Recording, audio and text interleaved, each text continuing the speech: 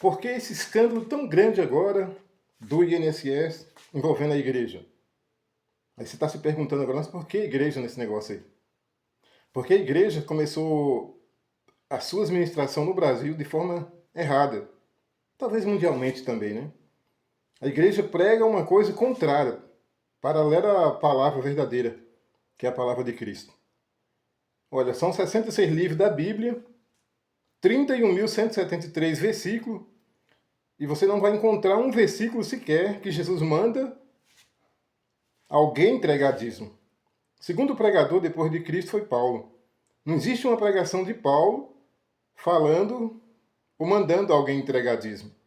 A ganância do dinheiro cegou o homem de forma tão covarde que quando, até o livro de Malaquias, que ali termina o Antigo Testamento, eles pregam muito sobre o dízimo, que Malaquias 3:10, trazeis todo o dízimo à casa do tesouro. Essa pregação é em todas as igrejas, todos os pastores pregam porque falam em dinheiro, né? Para eles ali está falando em dinheiro. Mas ali quando Malaquias cita o dízimo, significa 10ª parte daquilo que você plantava, colhia, ou daquilo que você criava, da sua criação. Era mantimento e criação. Não era dinheiro naquela época. Hoje tudo bem, mas hoje não tem mantimento, hoje não tem criação, nem todo mundo cria, nem todo mundo planta, né? Então o dinheiro. Mas não é 10%. A 10ª parte, como eles pregam, daquilo que você ganha. Paulo ensinou diferente. A pregação do Novo Testamento não foi 10%, era na época da lei.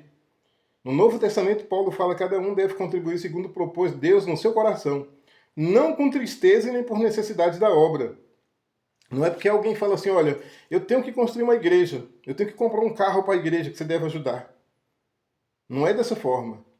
É porque ele mesmo chegou a dizer assim, olha, aquele que muito planta, muito colhe. É bem diferente. O que planta pouco, pouco colhe. O que não planta nada, nada colhe. É por amor no teu coração. Segundo o amor que você tem no coração, que você vai, na obra, contribuir. Não 10%. Não citado por alguém a quantidade que você tem que contribuir na obra. E para que esse dinheiro? O dinheiro não é para comprar apartamento, não é para comprar carro, não é para comprar fazenda.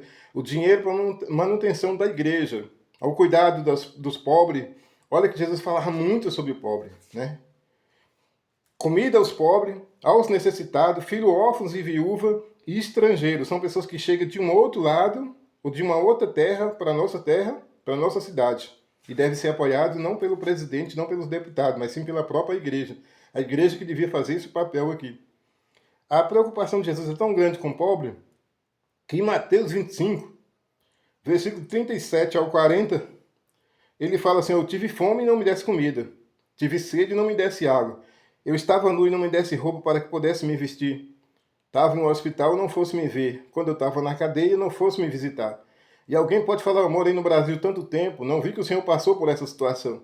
E ele vai falar abertamente, quando fizesse a um dos meus pequenininhos, foi a mim que você fez. Mas quando a ele deixou de fazer, a mim também você deixou de fazer.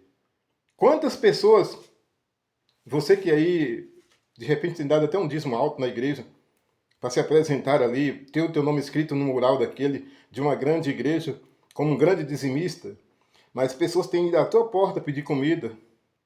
Você tem visto pelas ruas da cidade pessoas passando situação de rua, com fome, mas você não tem coragem de dar para ele um pão, pagar um lanche para ele, mas lá na igreja você vai levar o dízimo, para que aquele povo use esse dinheiro, né, para fazer o que eles estão fazendo aí agora.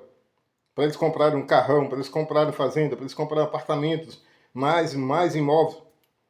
A igreja envolvida em toda essa situação. Então todos são culpados da maneira errada que a igreja trabalha. Alguém vai me criticar porque eu estou falando que dízimo era lá na época da lei, não era no Novo Testamento. No Novo Testamento, Jesus não pregou o dízimo. E nós somos imitador de Cristo, de Paulo. Segundo ele falou assim, olha, seja meus imitador como eu sou imitador de Cristo. Seja meus imitador como eu sou imitador de Cristo. Paulo não pregou dízimo. Jesus não pregou dízimo. Por que eu vou pregar? Está tudo errado, né?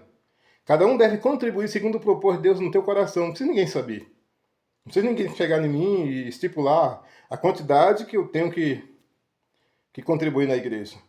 É eu e Deus, é entre eu e Deus. Lembrando que ele mesmo disse, o que planta, colhe. E o que não planta nada, nada pode colher. Então, por isso alguém não recebe, porque também não planta. E aquele que planta em abundância também colherá. Vamos junto então? É por isso, lembre bem, porque a igreja entrou por essa situação. A vergonha do INSS não é só envolvida político, mas envolvida a própria igreja, pastores de igreja. Mas começando das igrejas que perderam a visão há muito tempo. E essas que estão seguindo a essas igrejas que perderam a visão já faz tempo. Pintaram a igreja de preto. Tantas coisas tão horríveis que eles vêm fazendo. A visão do homem acabou há muito tempo. Quando ele se colocou na visão do homem próspero, do dinheiro, eles perderam a visão espiritual da parte de Deus. Eles não sabem para onde vai. Eles estão pregando por pregar. Mas a ganância deles, o entendimento deles, a busca deles é pelo dinheiro. Então perderam a visão de Deus, perderam Jesus na festa e não vão encontrar.